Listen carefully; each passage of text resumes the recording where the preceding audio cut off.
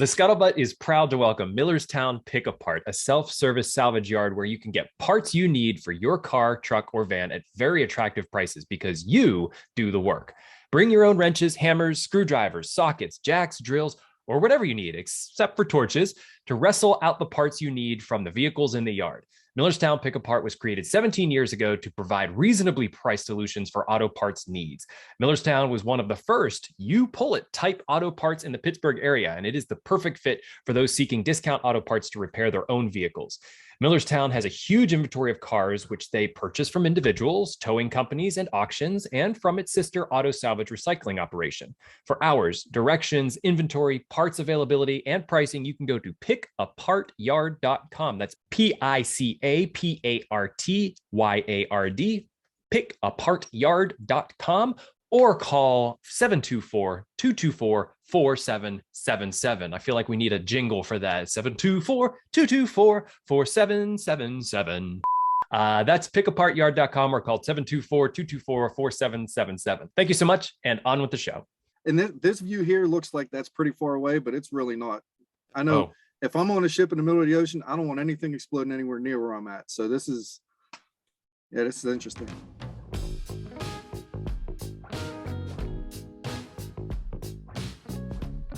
Welcome, everyone, to a Scuttlebutt short. I saw a headline this week that kind of blew my mind, I guess pun intended. The USS Gerald R. Ford recently underwent what's called shock trials. This is the first time that the U.S. Navy has done shock trials, I believe, in about 34 years. This is crazy. You watch this video. We're going to get to the video in a minute, but I had to bring on Navy veteran Dave Jackel here, who served on an aircraft carrier, to kind of break down what's going on in this video. Shock trial is kind of exactly what you'd think. There's no electricity, but the Navy decided to explode ordnance next to one of their new aircraft carriers, the Gerald R. Ford, and 3 times. And each bomb was brought successively closer to the aircraft carrier to run tests and different things. Dave, welcome to the Scuttlebutt. I would like to hear a little bit more about your service before we get to the video. How are you doing? I'm doing well. Thank you for having me on. Sure. So I'm a 20-year retired Navy senior chief, electronics technician. My first ship I was on was an aircraft carrier. It was a 40-year-old aircraft carrier. So unfortunately, I didn't get to go through any shock trials on a new ship. Mm-hmm. I've served multiple different shore tours, and then I did 2 destroyer services also. So it's a pretty well-rounded career that I really miss being out to sea. So I'm glad you let me talk about it a little bit. Oh, of course. So what is a shock trial, and why are they important? Basically, shock trial is for the Navy, the designers, the contractors, and everybody to understand that the new ship they just designed is able to take a force. It's a shock of force, not a shock of electricity. Okay. So it has to be able to take a shock of force and still be able to operate properly without any cracks, without any disruptions to the weapon systems, or any disruptions to the navigation systems. The ship still functions properly. And how big are these explosives that they use? I think 40,000. I don't honestly have no idea. No, I don't have any technical knowledge on these things. I just watch a little video for 5 minutes, and that's my knowledge on it. So. But a 40,000-pound bomb it's not a small bomb. No, not at all. Not at all. It's enough. It's enough to shake a aircraft carrier, which is over 100. I don't even know how much aircraft carriers weigh anymore. They're way heavier than the one I was on now, but it's enough to move a ship that's bigger than Empire State Building, that's for sure. And the ship that you served on, which one was that? I was on the USS Constellation, CV-64. Okay. And you served on it for how many years? I was there just over 3 years. Oh, awesome. And where did you deploy while you were on ship? Everything on that ship is Western Pacific and Gulf area. Okay. And you never had to go through any shock trials at that time? No, that ship, they would have shocked that ship. I don't know how much it would have lasted. The way that ship shook enough just as we were driving. So it definitely could withstand some shaking, but I don't know if it could withstand a blast like that after 40 years old. So, all right, well, let's dive into the video here. I'm hoping that our audience it takes it some time to take a look at this. Here we go. We're going to rewind here. There's several different camera angles that the Navy used to record this. Some are within the, would you call this a cockpit? The tower? The bridge. the bridge. Yes, okay, so some of these are in the bridge. Some are helicopters that were flying to record the event. Some guy decided to edit this video and put some fun music to it. So this is pretty entertaining, and you just got to sort of take me through this. We'll start and stop through the video as we go through here. Here we go. Okay. 4, 3, This is shock 1. 2, 1, go!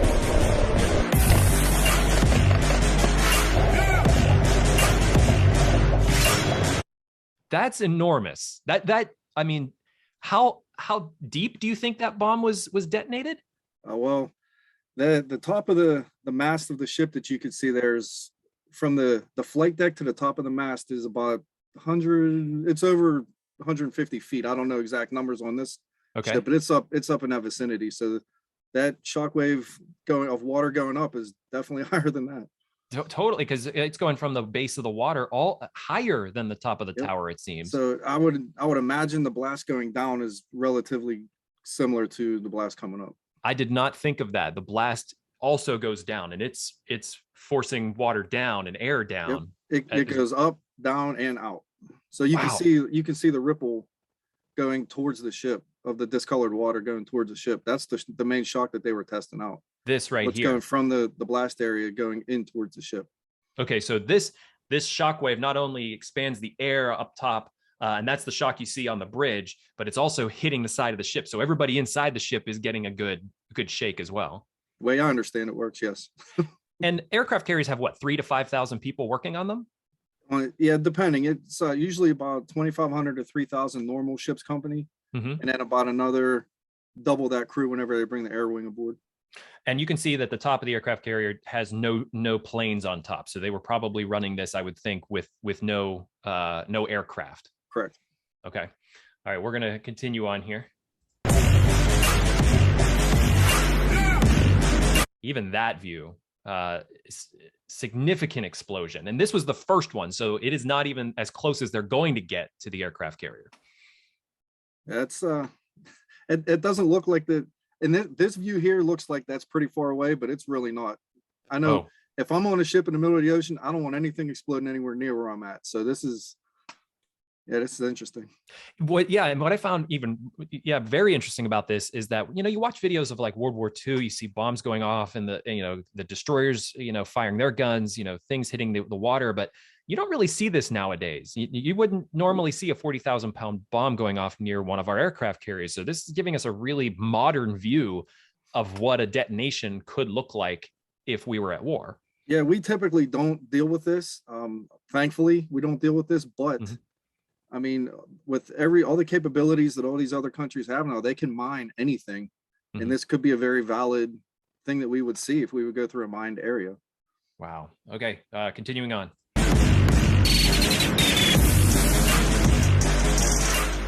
Shock number 2.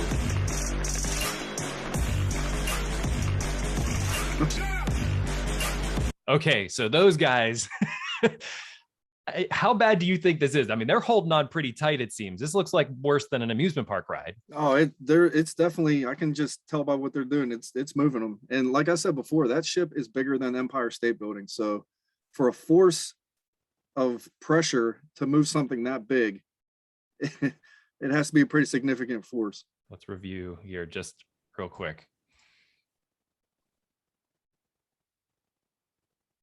You can see it's knocking things off of the radar displays. It's shaking chairs on a bridge. Oh man. Okay, so shock number 3. Hold on. I got to add this music because it's just too much fun. Here we go.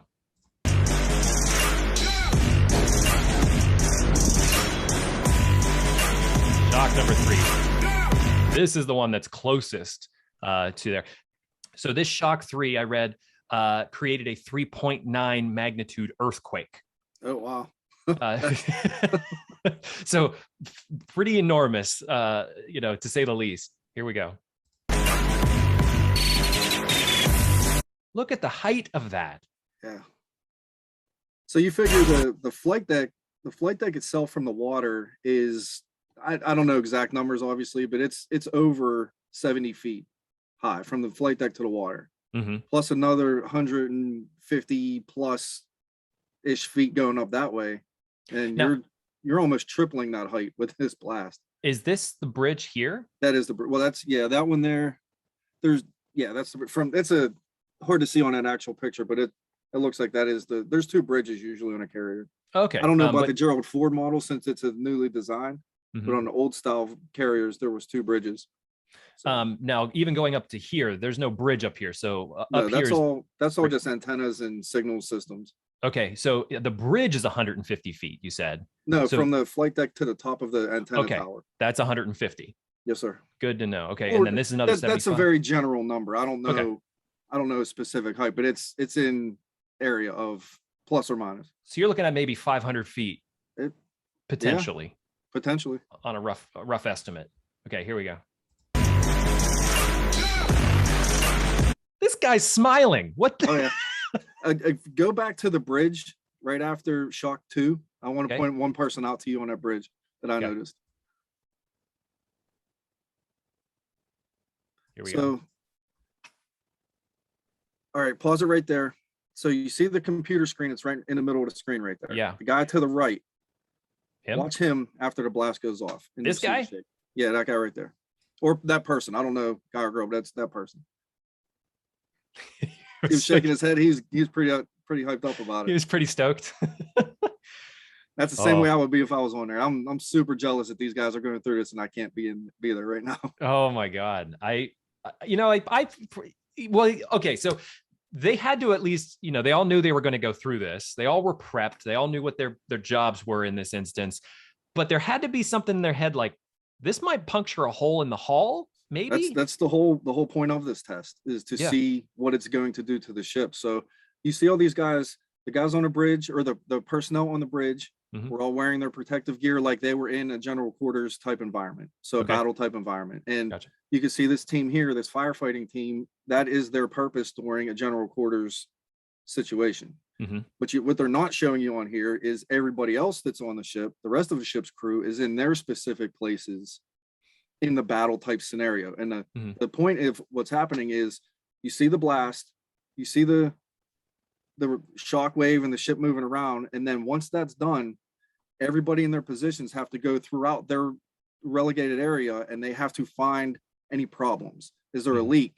Is there any electrical shorts? Are there equipment damages? Anything like that? They have to go out and basically do a full search of the ship and then report back to damage control center, and who then reports to the captain to let them know that everything's okay. So top to bottom, every inch of the ship is scoured for any cracks, leaking, fires. And especially with that's just a normal scenario in a general quarters scenario. When we run drills, we run drills that we were just attacked. So when an attack happens, you send out your repair crews and your investigating crews, and they do that. In this situation, since it's being monitored by so many people, I'm sure they have monitors throughout the ship, flooding detectors, whatever. Excuse me, you have the contractors that are on board who are initiating this test. So this literally is every little part of the ship is being checked. And then after this trial is done, they will go back through and do extensive testing on the hull of the ship, on the equipment systems, on all that kind of stuff. This seems like the explosive that was used, the mine potentially. Did these explode? One explosion. It seemed like even just going through that slow motion there, it seemed like there were multiple. That's the force of the shock wave from the. I'm not into the science part of it, but it is one explosion. But the way that the pressure and the water react, it looks like it's more than one. Wow. If you take your hands in a swimming pool and push them down, if you notice, it does the same thing. You might not be able to see it, but it does the exact same thing. So it's the pressure basically creating what looks like multiple explosions. It's interesting. Okay, continuing on here.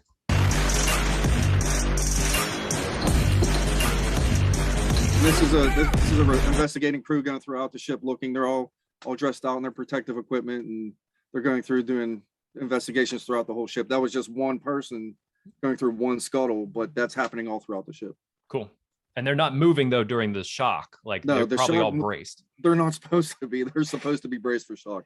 But in real life, there could be a shock where everybody's on the move. Like it could be, if we know it's coming. The scenarios we play during drills, if we know it, we call it out. Say, missile inbound, brace for shock, and everybody braces, just like you see in the pictures. They're doing everything that we're trained to do. Okay. And but there are times where you could just be traveling through and hit something. You're not going to be ready for it. So, wow. All right, we're going to continue on here to the end.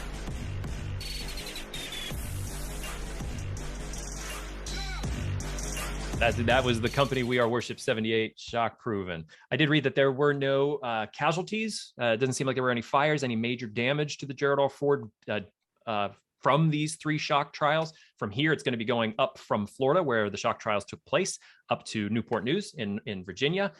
It'll be getting its maiden voyage here in the spring, but as it makes its way up there, I'm sure they're going to be checking the ship, making sure it's good to go, and then it'll be off on the maiden voyage. So it's been a long time coming for this ship, that's for sure. Oh, so you followed a bit of the Gerald R. Ford through its development? Loosely. Yeah. I've kind of lost touch with some of the current goings on with the Navy. I've been retired for 6 years now, so kind of lost touch with a little bit of stuff. But I know that there's been a lot of testing happening on this ship, and people are excited to get this out into the fleet. What do you know about what makes it different than the one that you were on? Technology. Yeah. Yeah, the ship the carrier that I was on was, like I said, it was a 40-year-old ship. It was built in 1961. So when I was on it, it was a 40-year-old ship. Decommissioned in 2003, and the technology was updated to a point at that time, but nothing near what the Ford has. Everything is new. Everything on that ship is new technology. So, and it's probably optimized for things like the F-35. And I honestly don't know about that, but it is as optimized as any other. It's the most optimized carrier that America has. And probably the world? Without question. Yeah. There's no other country out there can touch our carrier capability. Yeah. And how many other Gerald R. Fords do we have that type of carrier, or is this the only one? I think this is the first one that's in operation. They might be building more. I honestly don't know. I completely lost track of that. So. Well, there's some very interesting articles from Defense News where I had heard about this that we'll be putting into the description. So feel free to click on each one. We have one for each individual shock, along with some pictures that we'll be linking to on those as well. But Dave, I want to thank you for coming on for a Scuttlebutt Short. We want to thank our sponsor, MILLERSTOWN. Thank you for supporting the Scuttlebutt. And if you enjoyed this video, please like, share, subscribe, ring the bell, and leave us a comment or send me an email at Sean, that's SHAUN, at veteransbreakfastclub.org. We'll be back with more Scuttlebutt Shorts in the future, but thank you, Dave. No problem. Thanks for having me.